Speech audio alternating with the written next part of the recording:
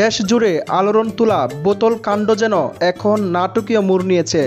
যে শিক্ষার্থী উত্তাল ছাত্র আন্দোলনের মাঝে তথ্য ও সম্প্রচার মন্ত্রণালয়ের উপদেষ্টা মোহাম্মদ মাহফুজ আলমের মাথায় ছুঁড়েছিল পানির বোতল, মুহূর্তেই থমকে যায় পরিস্থিতি। এই ঘটনার ভিডিও ছড়িয়ে পড়ে মুহূর্তেই নেট দুনিয়ায় হইচই পড়ে যায়। কে এই বোতল ছোড়া যুবক? মোহাম্মদ হুসাইন জগন্নাথ বিশ্ববিদ্যালয়ের শিক্ষার্থী। ঘটনার পরপরই ডিবি পুলিশ হুসাইনকে আটক করে জিজ্ঞাসাবাদ করে। পরে শেষ মুহূর্ত তাকেই বাসায় চা খাওয়ার দাওয়াত দিলেন সেই উপদেষ্টা নিজেই। বুধবার রাতে কাকরাইল মসজিদের সামনে জগন্নাথ বিশ্ববিদ্যালয়ের শিক্ষার্থীদের সঙ্গে কথা বলতে গিয়েছিলেন উপদেষ্টা মাহফুজ আলম। তখনই চলছিল আবাসন সংকট ও হোস্টেল ভাতার দাবিতে শিক্ষার্থীদের আন্দোলন।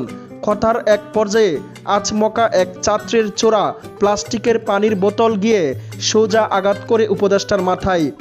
সামাজিক যোগাযোগ মাধ্যমে শুরু হয় রাজনৈতিক সংশ্লিষ্টতা নিয়ে নানা গুঞ্জন। কেউ কেউ বলছে এ বোতল ছোড়া যুবক সে ছাত্রলীগ করত, কেউ বলছে সে শিবির। কিন্তু হুসাইন জোর দিয়ে বললেন, আমি কোনো রাজনৈতিক দলের সঙ্গে জড়িত না। যদি কেউ প্রমাণ দিতে পারে আমি ছাত্রলীগ বা শিবিরের, তাহলে আমি নিজেই বিচার চাইব। তিনি বলেন, আন্দোলনে উপস্থিত থেকে উত্তেজনায় রাস্তার পাশে পড়ে থাকা একটি বোতল গাছে ছুঁড়তে গিয়েছিলেন, কিন্তু সেটি ভুলবশত উপদেষ্টার মাথায় লাগে। শুক্রবার বিকেলে ডিবি কার্যালয়ে হুসাইনকে পরিবারের কাছে হস্তান্তর করা হয়। সেখানে উপস্থিত হন তথ্য উপদেষ্টা মাহফুজ আলম নিজেও।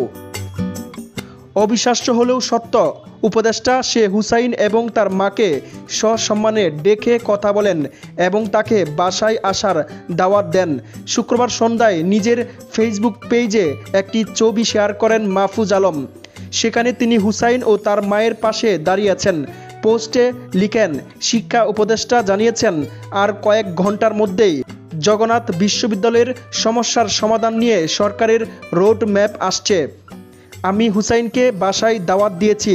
এই একটি বোতল যেন হয়ে উঠেছে দীর্ঘদিনের ছাত্র অবহেলা, আবাসন সংকট এবং প্রশাসনিক ব্যর্থতার বিরুদ্ধে এক নিঃশব্দ প্রতিবাদ। কেউ বলছে এটা নিছক ভুল, কেউ বলছে বিষয়ের গভীরতা রাজনৈতিক।